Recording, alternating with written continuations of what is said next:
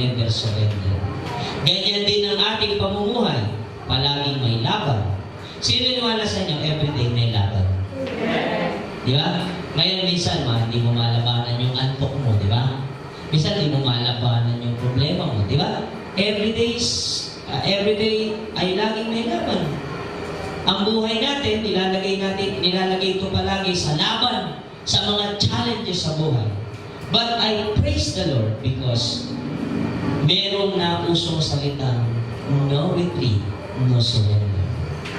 Amen? Hamunin kayo natin si Satan, hey, you Satan, I will never retreat. I will never surrender. I will fight you. Grabe, no? Hello, are you with me? Kaya nagbasa ako ng devotion ko. Yung po merong si King Sennacherib, binamaliit si Haring Ezekias in 2 Kings chapter 19. And ay sabi, ang ginawa ni Haring Ezekias, nag-pray siya sa Lord. And then, Prophet Isaiah ay dumating, sabi niya, eto, pinasasabi ni Lord Haring Ezekias, iyang si Sennacherib, iyang makapangyarihang Assyria, tandaan mo, bansa lang yan, pero ang kakampi mo ay ang Diyos ng makapangyarihan sa lahat. Amen? Alam niyo nangyari? Grabe, hindi pa linalabanan ni Haring Ezekias. Pinatay ng, sabi doon, pinadalaeka ni Lord yung anghel na mamumuksa. And there are, kung di ako nagkakamali, 125,000 patay. Isang pagkakataon. Kaya itong mga taga-dakilang ito, pag-pray, hindi mamatay, ha? Mabobo na ganyan lang. Amen? Amen? Lord, samahan niyo kami rito. Yung mga nanunuya sa amin, mabobo na ganyan. Amen? Sabi mo sa katabi mo, magsipag ka lang. Huwag kayong susuko. Yung ibang mga kasama ko dito dati, nagsisuko eh. Sino susuko ngayon? Walang kumikibo, pinakabahan ako. Susuko ka ba? Amen? Aatras ba kayo? Umatras man kayo, sumuko kayo. Ako hindi. I will fight with a good fight. I will share the gospel of Jesus. Ipoproklama natin sa lugar na to na ang makapangyarihan ay ang Diyos na buhay natin. Kaya nung mabasa ko yun, grabe, Lord, pwede palang mangyari yun. Nalibo-libo man ang tao dito sa dakila, maaari silang makakilala sa Panginoon. Time will come. These people around us ay lalapit sa Diyos. Amen?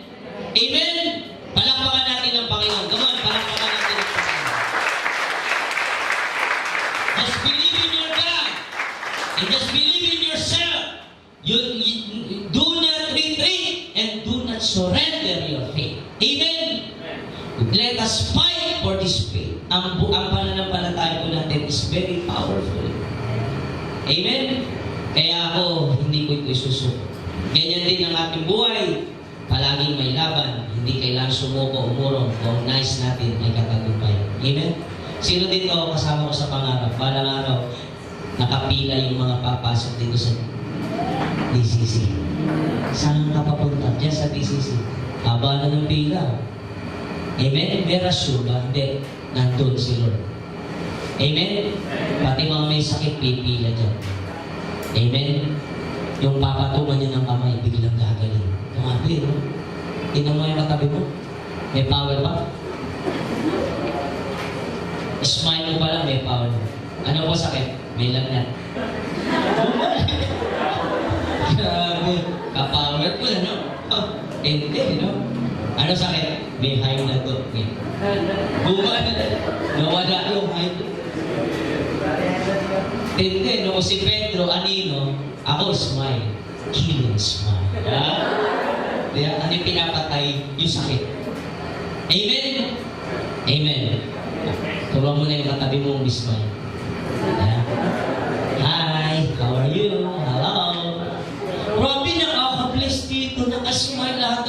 Kaya ako, pag may membro ko si Mama, ako yung ka sa akin, hindi ka sa akin. Ayaw membro si Mama. Amen? Tinanggal ko na yan. Wala na susunod, ha? Dapat naka-smile. Amen? Pangitin mo yung katabi mo. Pangitin mo yung katabi mo. Hi. Hello. Paglabas niya doon, no? Mga tao, hi. Hello. Saan galing? Ay, nagsimba rin. Kami rin nagsimba. Hello. Good morning. Amen? Mga kapitbahay ko, hi, neighbor, good morning. Sukukan mo kaya, yeah? Mga kapitbahay nyo. Di ba? Smile, hi, hello. Sabi siguro mga kapitbahay, nababaliw na yata. Amen? Hindi tayo mga Pilipino, hindi tayo sanay sa ganun. Ay, yung mga Amerika, tumana, hi, good morning. I think yun, hi, good morning. Hi, how are you? Wow!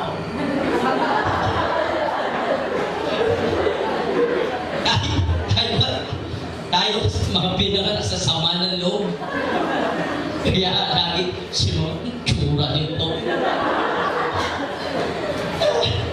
Kailangan pala bati tayo.